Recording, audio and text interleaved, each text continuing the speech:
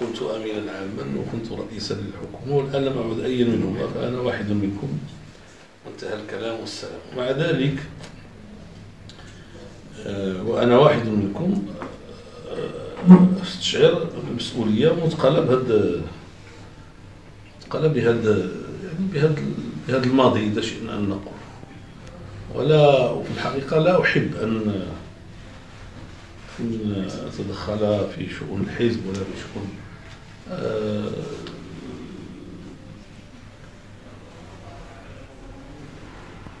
لأنه حزب منظم وعنده أمانة عامة ديالو وعنده مجلس وطني ديالو، وفي الهيئات يمكن أن يساهم الإنسان إذا أراد أن يساهم. لكن مع ذلك كاين شي أمور ما تنقدرش تشعر بلي ماشي ممكن من مسؤوليتي باش نبقى ساكت فيها. خصني نتكلم. عرفتي شنو غدير السي تكلم. ما كنظنش اليوم غنقدر نقول لكم كل ما يعني يختلج في صدري، ولكن غادي نعمل لكم شي توطئه الا كان عندكم نتوما شي رغبه باش ما تكونش غير لقاء ديال المجامله والسلام. يعني اللي كنشعر باللي شي حاجه في الوطن يعني عندها واحد الحجم كبير ولم يقم فيها احد بالواجب، لانه الاخوان ديالنا خصهم عمرهم ما ينساو اننا حنا واحد الحزب سياسي جئنا من مرجعيه معينه وجئنا من حركه اجتماعيه معينه هي الحركه الاسلاميه. وهذه الحركه الاسلاميه يعني تعلمنا فيها وتواضعنا على هذه الاشياء وقبلناها وتوافقنا عليها وما نزال مصرين عليها، ماشي تبدلت. هي اننا يعني قمنا لله على كل حال. هذا هو العهد، الذي كان بيننا والذي اظن لا يزال.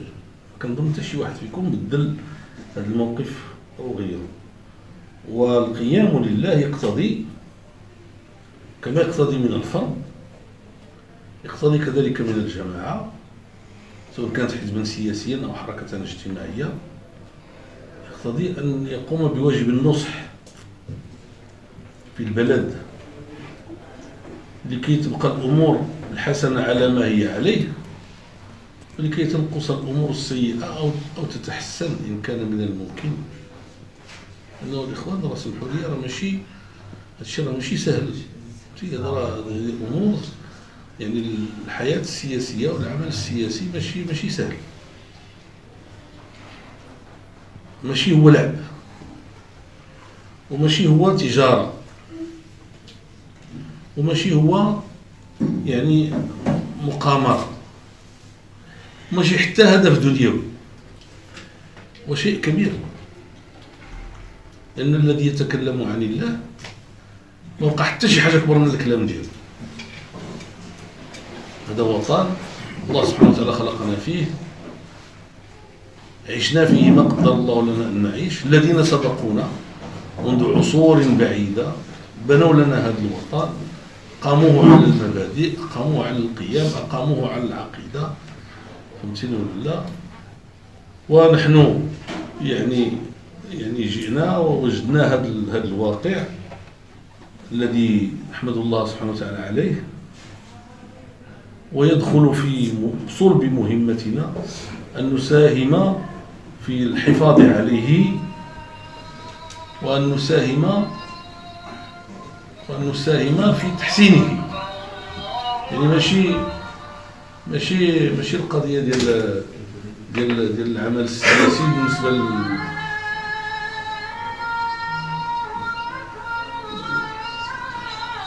العمل السياسي هي قضيه ديال العمل السياسي، ماشي واحد القضيه يعني غادي ندوزوها ونجحات مبارك بن سعود، ما نجحتش نطوي الصفحه ونمشيو بحالتنا والسلام بحال شركه بحال شركه يعني يعني اقتصاديا نجحت وهذاك ما نجحش نحيدو، لا هو شيء جاد، شيء جاد، والناس يعني كيدخلوا له كيتحملوا فيه الكثير من الصعاب وتيغامروا فيه. العمل السياسي الآخر ماشي سهل، العمل السياسي راه فيه المغامرة بكل شيء، بما في ذلك بحرياتنا، بما في ذلك بأعمارنا، بما في ذلك بكل شيء. وفيه المغامرة بدنيانا، وفيه المغامرة حتى بآخرتنا، وكذا راه ماشي اللعبة. واحد الحاجة اللي كبيرة بزاف خصنا نبقاو دائما واعيين بالحجم ديالها والمقتضيات ديالها باش تبقى غادية في نفس الاتجاه، تبقى غادية في نفس الاتجاه اللي هو اتجاه ديال الإصلاح، واللي لحد الآن الحمد لله يعني حنا ساهمنا فيه وتنساهموا فيه، وحنا واعيين بالمستوى ديال المساهمة ديالنا، ولكن لا شك ما واعيينش بالمستوى المساهمة ديالنا كاملا.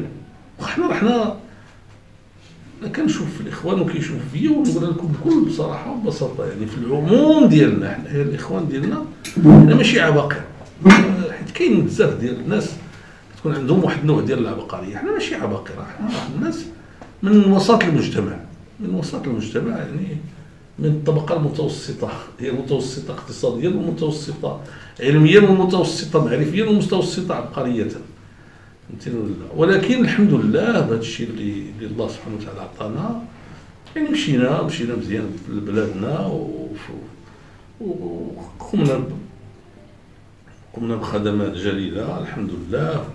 والوقت اللي الحمد لله بلادنا وقفت علينا لقاتنا في وقت الشده، فهمتي، وكنا بحال بغيتي تقول واحد الحلقه في واحد السلسله اللي سبقونا فيها واحد العدد ديال الناس. هذا المغرب راه ماشي جات العداله والتنميه عاد تزاد، المغرب راه يعني على الاقل المغرب الاسلامي راه العمر ديالو 14 قرن من النهار اللي بدا الفتح الاسلامي، ولكن خصوص مع المولى ادريس رحمه الله ملي تاسست اول دوله اسلاميه في المغرب، وبقات ديك الدوله يعني تعيش، يعني تصعد تنزل في بعض الاحيان، ولكن بقات مستمره الى اليوم.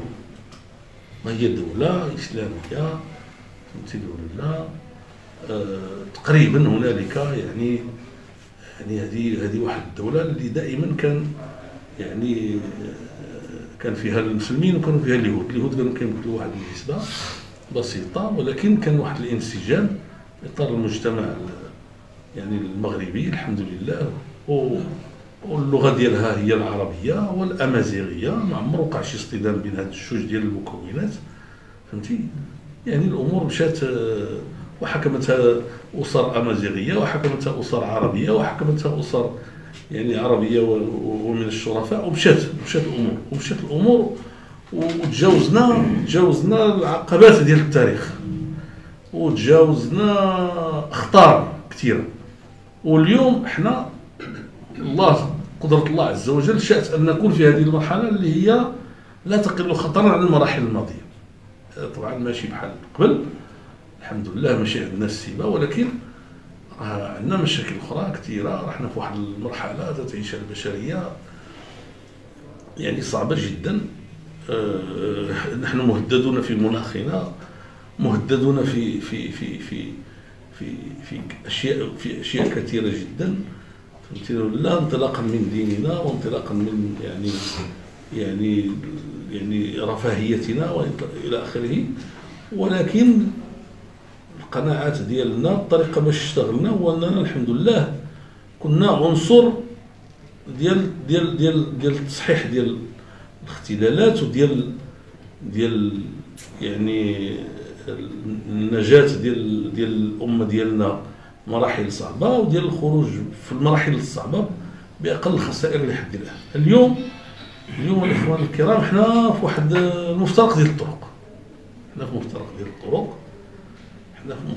الطرق، تيخصنا تكون زعما الأمور واضحة بالذهن ديالنا.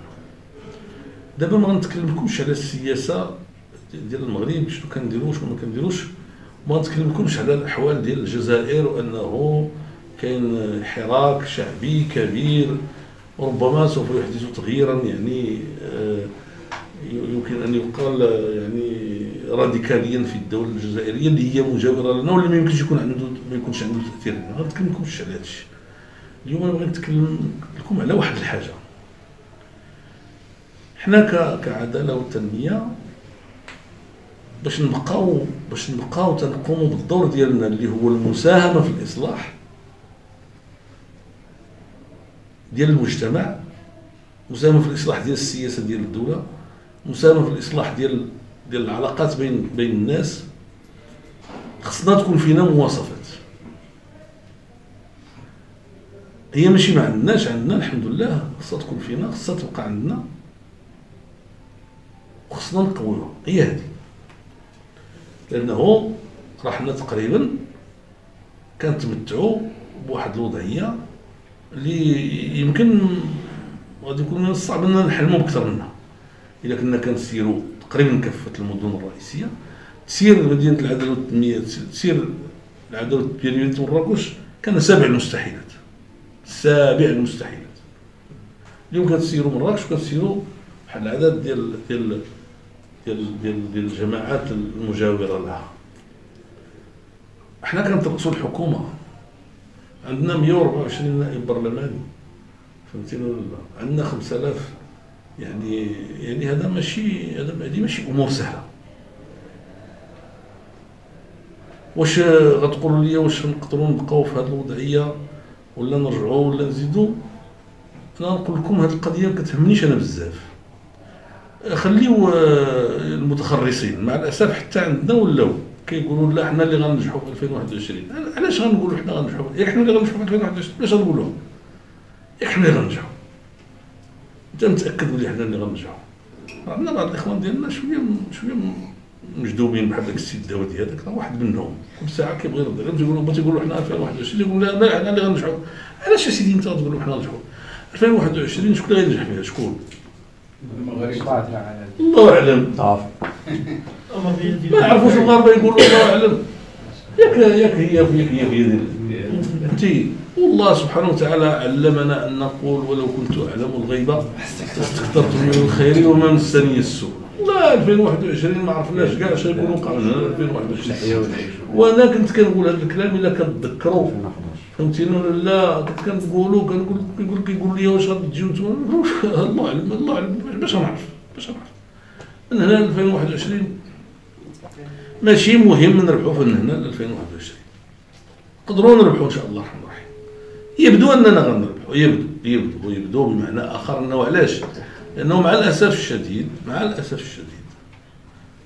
قناعتنا هي انه يعني السياسات التي كانت تعتمد من خلال البحث عن خصم يوقف العداله والتنميه عند حده، فهمتيني ولا؟ لم تعطي اي نتيجه. وقلت لهم انا الا كتعقلوا رجعوا سمعوا الاشرطه ديالي، راه كنت كنقول لهم راه هاد البام راه ازداد بعيب خلقي. كيفاش يسدوا شي طبيب فيكم هنايا كانت عندهم سوفرونس نيوناتال، ياك هذا تزاد بعيب خلقي، راه ما غيدير حتى شي حاجه. وها هي الايام اثبتت ما كنت اقول، فهمتيني ولا؟ ودابا كيحاولوا مع الاحرار. هذوك الاحرار انا ما كنسمع لهمش بزاف، ما كنحلش بزاف باش نسمع اش يقول. هاد الايامات شعلت هذاك السي اخنوش سمعتو كيتكلم في اسبانيا مع الناس، عز عليا، اشفقت عليه مسكين، ما عارف يجاوب، ما عارف يدافع على بلادو، ما عارف. ولا رجل على قد الحال. كتجيب واحد، فهمتيني ولا؟ انت جاي من مجال المال والاعمال، وحتى المال والاعمال يعني كانت عنده حظوظ، وكان ابن اسره ميسوره وسعيد على ان يكون في الوضعيه التي هو فيها الى اخره. حنا ماشي ضد السي اخنوش، ما عندي انا حتى حاجه ضده، بالعكس علاقتي معاه كانت دائما جد لطيفه. ولكن هذا الشيء ماشي ديالو، ما غينجحش، ما يمكنلوش ينجح. وانا تنستغرب تيشوف الدنيا شاعله وباقي زايد، ما عرفت واش كيتصرف بخاطرو مسكين ولا لا. بكل صراحه نتكلم معكم بصدق، لانه البلاد ماشي تحتاج، هذا ماشي وظيف. البلاد كتحتاج اللي غادي الى جوار جلاله الملك. بطبيعه الحال الكلام كله دابا هذا الشيء انا كنت كنقري لهم ولا بغاو يقريو عليا، حنا من الناس اللي كيامنوا بالدور المركزي ديال جلاله الملك في المغرب، وهادشي عندنا ماشي مبني على القرب ديالنا منه باعتبارنا يعني اصحاب مصالح. ماشي هذا هو السبب الاخوان، لسنا اصحاب مصالح. جيكم بوليدي جيكم حنا ماشي اصحاب مصالح جينا قرب منه باش نديرو هادشي، ولا حنايا مرتزقه ديال السياسه كنبيعوا لي بوزيسيون. حنا هادشي ديال الملكيه هو فكر ديالنا حنا، ما كانش عندنا حنا واحد الوقت، حنا كنقولوها بصراحه ووضوح، ما كانش عندنا هادشي، كان عندنا منطق اخر. كنا حتى حنا حمق مع الحمقي، كنا حتى حنا كنشوفوا بلي ما كاين حتى مستقبل في المغرب الا من خلال ثورات تغيروا الاوضاع السياسيه وخصوصا الملكيه. هذا الشيء اللي كنا كنامنوا به. وإني الزمان الحمد لله والتجارب والسجن حتى هو نقولوها، السجن أداة إقناع. عندكم تعتقدوا باللي السجن راه حتى السجن حتى هو في خير. آلية إصلاحية إصلاحية طبعا تمايا كتاخذ الوقت مزيان باش تفكر في داك الشيء اللي كدير، واش هو هذاك ولا ماشي هو هذاك، باش تكون زعما الامور واضحه. والتجارب ديال الذين سبقونا ثم التفكير في الشيء اللي وقع في العالم العربي والاسلامي ديالنا في هذه المرحله هذه، ولينا حنا خايفين على هذا النظام ديالنا. لا انا بارك الله فيك، يعني حنا خايفين على هذا النظام ديالنا يمكن اكثر منه هو. نقول لكم انا بكل صراحه بكل صدق، وهذا الشيء قناعات وقلناها في واحد الوقت وما طلب منا حتى واحد باش نقولوها، الله يشهد ما طلب منا شي واحد باش نقولوها. النظام الملكي ديالنا حنا متمسكين به داك الشيء. وكاين الناس كيقول لك لا علاش كتقول دابا انت هذا الشيء السعدي؟ لا حتى واحد ما طرح هذا الشيء، انا ما كنتكلمش حيت الناس كيطرحوا ولا ما كيطرحوش. انا كنشوف بعينيا وتنشوف خصني نقوم بالدور ديالي في التنبيه ديال المغاربه قبل فوات الاوان. لانه الا مشى الله يستر داك الشيء دابا ديال السياسه، راه ملي تيمشي حتى شي حاجه تشد باش ترجع للور راه ما نعرفش شنو خصك.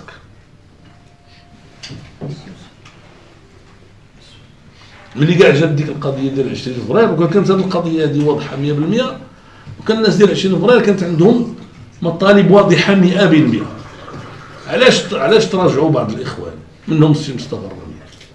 لانه قال الناس ديال 20 فبراير نحدوا واحد السقف للمطالب ديالنا، قالوا ليه لا الشارع هو يحدد، صافي هو يخرج فهم باللي داك الشيء ماشي هو هذاك. لو كانت هذه التربيه هذه راسخه في الدين، حنا ما خصناش نغامروا ببلادنا، فهمتي؟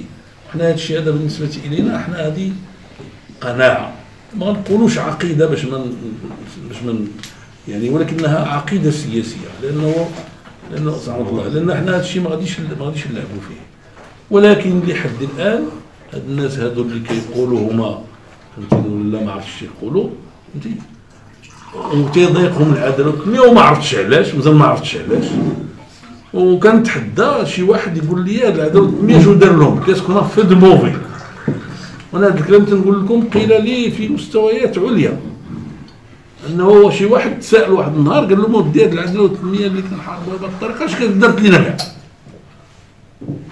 ولكن ما عجبناش شي وحدين. جالسين الفوق تما مقلشين ليا، فهمتيني ولا لا، وجالسين فهمتيني ولا لا كيديروا داك الشيء اللي قال لهم راسهم، ما عجبناهمش. جاو يقلبوا علينا من جهه الملكيه، لقاو ما عمرنا، بالعكس حنايا كنا دائما من اكبر انصارها. جاو يقلبوا علينا الحمد لله من جهه النزاهه والنظافه ديال القول الاخوان ديالنا كذا وكذا الى اخره. جاو يقلبوا علينا من جهه البنيه الداخليه والتنظيم الداخلي والقانون الداخلي. الحمد لله لقاو باللي في العموم الامور كانت دائما جيده، ما لقاو فين يشدونا، بداو تيشدوا في بعض الاشياء مع الاسف اللي بعض الاخوان ديالنا والاخوات ديالنا عطوهم فرصه فيها، ولكن هي تشويشات لانها كتناقض مع داك الشيء اللي كيقولوها الحريه الفرديه المدارس. فما استطاعوش هاد الناس لحد الان يلقاو شي فرص، شي مبرر باش شي جهه اللي كيتخيلوا انها غادي غادي تربح الانتخابات المقبله وتزيحنا من المكان ديالنا. واني حنا ما عندناش مبرر باش نقولوا حتى حنا لا سيدي حنا اللي غنجحوا، ما نقولوش هذا الكلام. في يد الله نجحنا مبارك مسعود، ما نجحناش ماشي مشكل. انا نقول لكم شنو المشكل الاخوان. المشكل ديالنا في هذه العداله الوطنيه هي واش غنبقاو حنا هما حنايا قلبي ولا محال. هذه هي الحقيقه. اما اش غيوقع؟ اللي وقع ان شاء الله مزيان. لا هو المهم. واش غنبقاو ناس معقولين؟ واش غنبقاو ناس يدنا نزيهه ونظيفه؟ واش غنبقاو محترمين الديمقراطيه الداخليه؟ واش يكون عندنا يعني الارتباط بالمجتمع؟ واش هذا هو. ديك الساعات نجحنا وجينا حنا الاولين مبارك مسعود، ما جيناش حنا الاولين فهمتينا ولا مبارك مسعود، دخلنا للحكومه مبارك مسعود، خرجنا للمعارضه مبارك مسعود. فهمتي ماشي مشكل في هذا الشيء هذا. انا واحد الوقت بغيت نقول لسعد، عرفتي اش غدير سعد؟ خرج كاع من هذه الحكومه، عطيها لهم دابا. واش باغيين 2021 تعطيها لهم دابا كاع سيدي. داكشي اللي غيديروه في 2021 يديروه من دابا. شنو المشكل؟ واش حنايا ولينا غنوليو عائق في وجه بلادنا؟ غنوليوش حنا عائق في وجه بلادنا. ولكن راه ما كاين والو. نقول لكم هادشي كله لحد الان ما كاين والو، ما كاين حتى شي حاجه. لهذا انا اليوم تنقول لكم واحد القضيه. دوزتيو 3 سنين من المهمه ديالكم، جيتو في 2015 كرؤساء ديال الجماعات وكذا، 2016 2017 2018 كملتيو 3 سنين ياك؟ 3 سنين وشويه.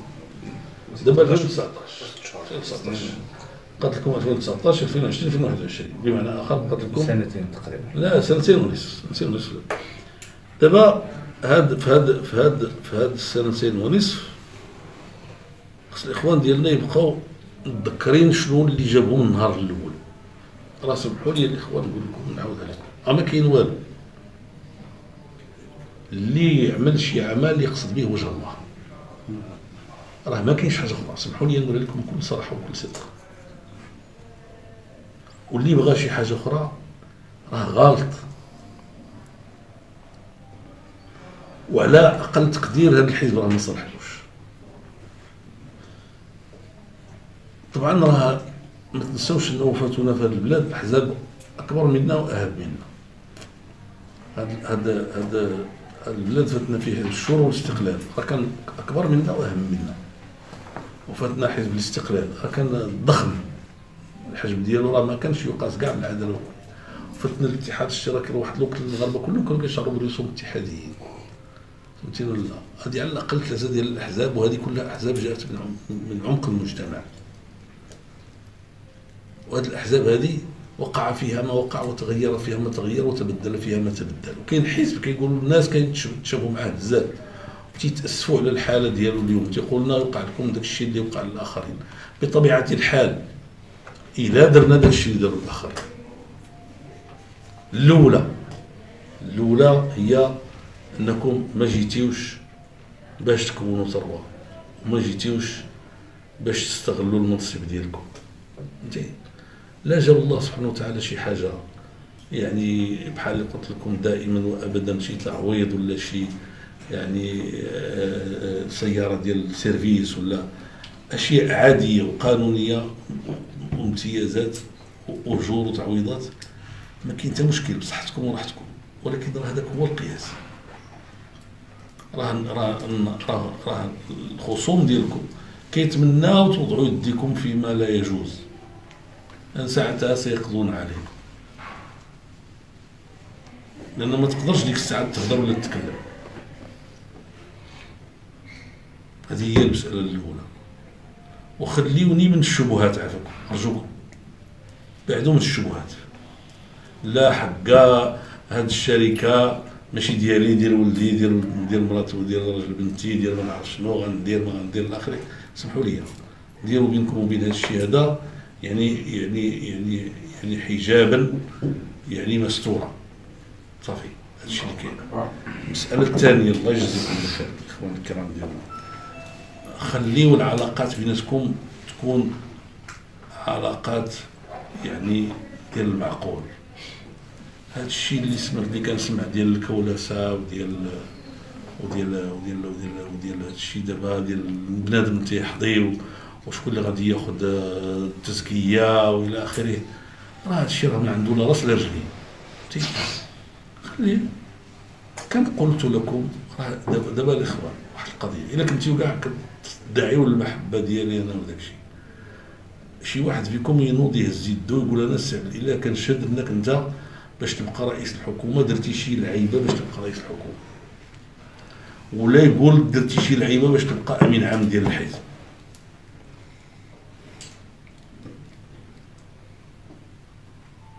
الا حصلتيو عليا قد الشعره ديال العيد والله ما نبقى معاكم.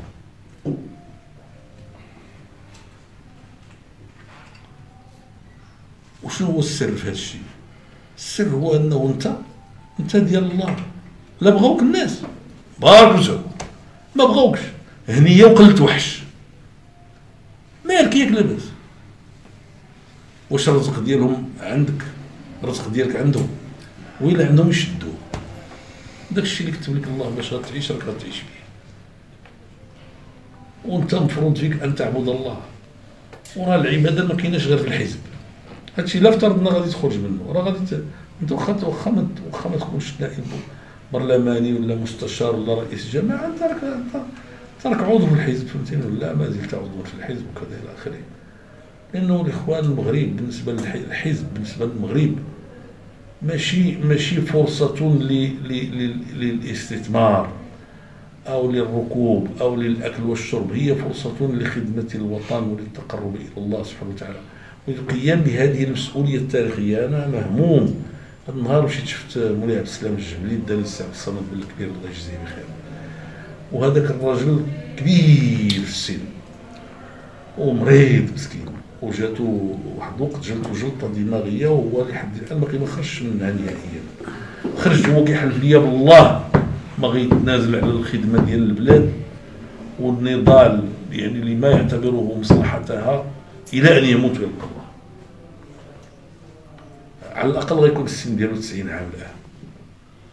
والله الا حشمت انا بالله، لان هذيك العزيمه باش كيتكلم انا ما عنديش. شحال من مره كنقول صافي السعد الا بارك هذا الشيء اللي كتب الله درتيه خرجتي بسلام الحمد لله، وسير شد الارض واحد شويه. وكان شد الارض واني ما هناونيش، فهمتيني ولا ما هناونيش. حنا كاين شي ماتش لا بدا دابا كاين، لا بدا يكون شي ماتش فهمتي.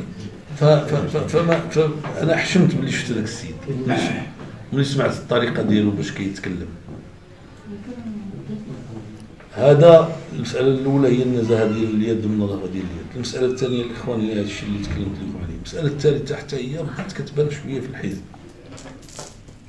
خليوني ما تجاملوني ما نجاملكم الله يجزيكم بخير. بدات تتبان بعض التصرفات من بعض الرجال او بعض النساء اللي ماشي هي هذيك، هي هذا هو الكلام ماشي هي هذيك. حنا ماشي بغينا ندخلوا في الحياه الشخصيه ديال الناس، ولكن عاوتاني راه ماشي حنايا راه ماشي حزب متهتك. حنا واحد الحزب، لان انا نقول لكم واحد القضيه. اذا كانوا النساء ديالنا يعني ما غيلقاوش في الحزب اعلى درجات الاحترام والتقدير الممكنه،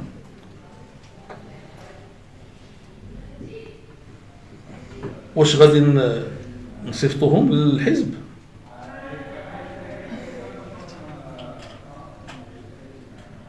خص الاحترام والتقدير، خص تكون المراه في هذا الحزب، خص تكون المراه في المجتمع بصفه عامه مقدسه. اللي غيتعامل معها يتعامل معها على انها انسان عنده معها مصالح واضحه شرعيه مشروعه غير قابله للنقاش. واش حتى بدينا تنسمعوا تحرش في الحزب وكلام ماشي هو هذاك وما نعرف شنو الى اخره. اسمحوا لي انا غنتكلم معكم ونقول لكم انا الاخت امينه ماء العينين يعني انا جو لي ديفوندو، لان هي كانت متعرضه لهجمه خارجيه وسببها كان غيتعرض الحزب لهجمه خارجيه. ولكن انا تنقول لها بكل صراحه ربما راه هي في طريق خاطئ.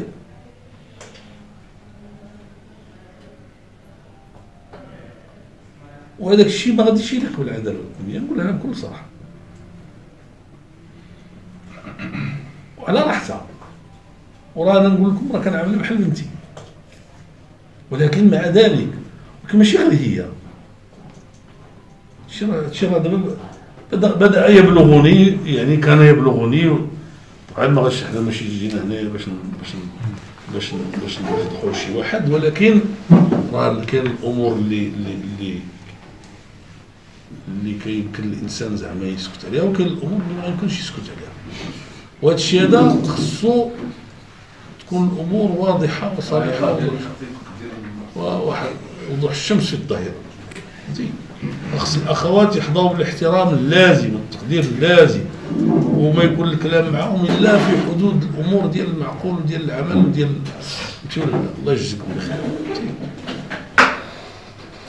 طبعا ما غاش نوصيكم الوصايا العشر. الوصايا العشر راه نزلها الله تعالى على موسى يعني قبل ما انا قلت لكم بعض الاشياء.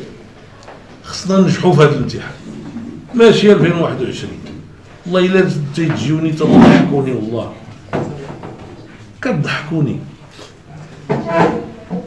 قال له المغاربه، قال له ضحكتيني وانا مريض. واش دابا الاخوان ديالنا قولوا لي شنو هي الفائده ديال تكونوا كاع وزراء وتكونوا سفراء وتكونوا نواب برلمانيين وتكونوا هادشي كله؟ شنو هي الفائده ديالو اذا الشعب هز يدو منكم، ما بقاش تيبغيكم، ما بقاش تيشوف راسو فيكم؟ علاش الشعب دابا تيبغيكم وعلاش الشعب تيقدركم وعلاش الشعب مازال مساندكم؟ راه ماشي لانكم دايرين اللحيه، راه هذا غير صحيح، ولا لان الاخوات ديالنا دايرين الحجاب، ولا لانه فهمتيني ولا لا كتصلي ولا كتصوموا. راه ماشي هادشي ماشي صحيح. راه المغاربه كلهم كيصليو وكيصوموا الا من ابى. عموم المغاربه يصومون، المحتجبات بزاف هما اللي الحين ما عطى الله غير هما، فهمتيني ولا لا؟ فهمتي واخا شي وحدين باقي عندهم شي الحين مجهدين شي شويش، وين شفتهم نقصوا ما بقاوش هنايا بزاف. عرفتي ماشي على هذا الشيء. المغاربه شافوا فيكم ريوسهم، شافوكم ناس مسلمين الحمد لله، ملتزمين معتدلين، يعني شافوكم يعني كتبغيو بلادكم، شافوكم كتبغيو الملك ديالكم، شافوكم نزهاء، شافوكم فهمتيني ولا يعني شافوا الخصوم ديالكم اللي هما كيعرفوهم وما كيتيقوش فيهم، كيعرفوهم الخصوم ديالكم المغاربه كيعرفوهم ما كيتيقوش فيهم. المغاربه راه ناس واعيين كيعرفوهم اللي هذوك عنصر الفساد وتجمع الفساد والظلم، وهذاك الجنس هو اللي حكم هذه المده هذه كلها. هي عارفين واش داروا في المغرب. ملي كيشوفوهم كيهاجموكم تيقولوا بلاش كاد الناس مزيانين، بلاش كاد الناس مزيانين. الا بديتو كديروا شي حاجه من هذا الشيء، الا تخلطات القضيه عندكم ديال الفلوس وديال الفساد فهمتيني ولا وديال التآمر الداخلي، والله تتوليو احباب ديالهم. وين غتوليو احباب ديال هذوك اللي مهيمنين، ماشي ديال هذوك اللي لتحت. لان حنا الاخوان حنا ولاد التحت ماشي ولاد الفوق. حنا لان المجتمع فيه كاينه هاد الشريحه هادي اللي الفوق هي كاينه فهمتي ولا راه حنا ملي كنا كندخلوا كنشوفوا داكشي. شريحه ما كتعرفها منين جات فهمتيني ولا لا، هي المهيمنه على الدواليب وعلى كذا الى اخره الى اخره الى اخره. هذيك كتشعر براسها كتستفد وكتستفد من الشؤون الطبيعيه والقانونيه والامتيازات والاجور العاليه، وكتستفد كذلك من الصفقات ومن الحكايات وتتحكم. هذاك هو التحكم. وكاين الناس اللي جاوا من الشعب ومن المجتمع تيمثلوه، والاحزاب السياسيه الصادقه والمخلصه هي اللي كتحاول يعني تنقص من الغلواء ديال القوة ديال التحكم على الشعب والمجتمع، ما غنحيدوش التحكم. سمحوا لي نقول لكم ما عندناش الجهد باش نحيدوا التحكم. غنقصوا من هذه الغلواء هذه وراح نقصناها منها. غتكونوا نتوما نقصتيو منها. راه الاخوان اللي كاينين في مراكش والجامعات غيكونوا كيعرفوا هذا الشيء. عباد الله، المواطن اللي كان كيجي وكيلقى راسو فهمتيني ولا لا باش يقضي المصلحه ديالو كيخصو فهمتيني ولا ما هي وما لونها حتى ولا بين عشية وضحاها، يعني كيقضي مصلحته فهمتي. يعني كيفاش هادشي؟ واش هذا ما تيشعر بوالو؟ الاخوان داكشي اللي كيعاودوا ليا لهنا في مراكش لا فاس لا يعني داكشي اللي دايرين الاخوان تبارك الله راه ما يتخيلش. الحمد لله. هذا هو، نحن هنا لننقص من هذه الغلواء ونحاول أن نصل إلى يوم يصبح النموذج الذي نقول هو النموذج المعتمد. لأن دابا واش دابا هذا السي أخنوش هو دابا غادي يغير هذا النمط ديال العلاقة اللي كاينة عند الدولة مع المواطن، لأن المواطن خايف فهمتي ولا وخاضع، والناس اللي الفوق فهمتيني ولا لا كيفترسوا في المجتمع. واش غيغير هذا الشيء؟ الا كان غيغير هذا الشيء حنا نمشيو معاه. حنا ما بغيناش نعدوا التنميه كاع نحلوه ونمشيو معاه ونخدموا معاه في سبيل الله. وملي يجيو المناصب ياخذوا ما سيدي هو وصحابه ما عندنا مشكل. هو غادي غير يكرس هذا الشيء هذا، وهذا الشيء هذا ما عندوش مستقبل. كاين واحد الوقت غادي يجيو ناس معقولين حنايا جزء منه، والناس اخرين غيشوفوا باللي هذا هو الطريق اللي كيسلك وغادي يتبعوه. دابا باقي ما وقعش هذا الشيء، باقي كيشوفوا باللي الدوله كتوقف لنا في العموم موقف سلبي، باقي كيشوفوا باللي الدوله كتوقف لنا موقف سلبي، وباقي كيشوفوا باللي الدوله فهمتيني ولا يعني ما كتساعدناش على القيام بالدور ديالنا. وكاين واحد النوع ديال الرهبه، ولكن عموم المواطنين باقيين كيعرفوا كل شيء لحد الان. فهذا هو الاخوان ديالنا المحترمين بغينا نقولوا الرهان ديال المرحله، واش غننجحوا فيه ولا ما غننجحوش فيه. اذا يعني كنتيو في الحزب في المستوى الحمد لله لحد الان في العموم كنا في المستوى، الى من هنا 2021 كنا في المستوى، والله لا ابالي بالنتائج. اذا ما كناش في المستوى سمحوا لي، ما عندي ما ندير بكم، ما عندكم ما ديروا بيا، ما تصلحوش ليا ما نصلحش لكم. على كل حال انا في واحد الوضعيه الان اللي كنقول هذا الكلام، وكان تنقول ربما ما غتكونش عندي فرصه اخرى نعاود نتلاقى معكم ونقول لكم، تنقول لكم الان ماشي هذه الوصيه الاخيره الله اعلم، ولكن هي وصيه على كل حال. الا قدرتيو تشدوا في هذا الشيء وتشوفوا كيفاش ديروا تبقاو شادين فيه وتزيدوا تحسنوا الامور ديالكم، اليزي راه صافا مارشي. غير اطمئنوا والله واخا يديروا لكم الانتخابات ديال 2021 والله ما جابوا ناس بحالكم ولا احسن منكم، والله لا كان لهم شي حاجه، كنحلفكم بالله.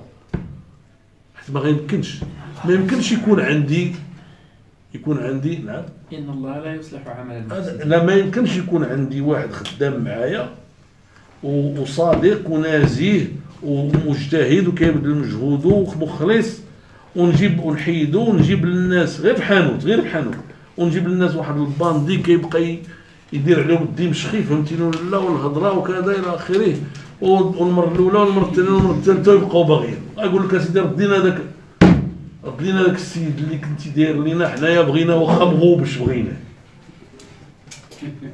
سي كلير، واخا حنا الحمد لله ما مغوبشين والو. هذا هو، بالعكس حنا اللي كنضحكوا مع الناس. هذا اللي بارك عليكم. يلا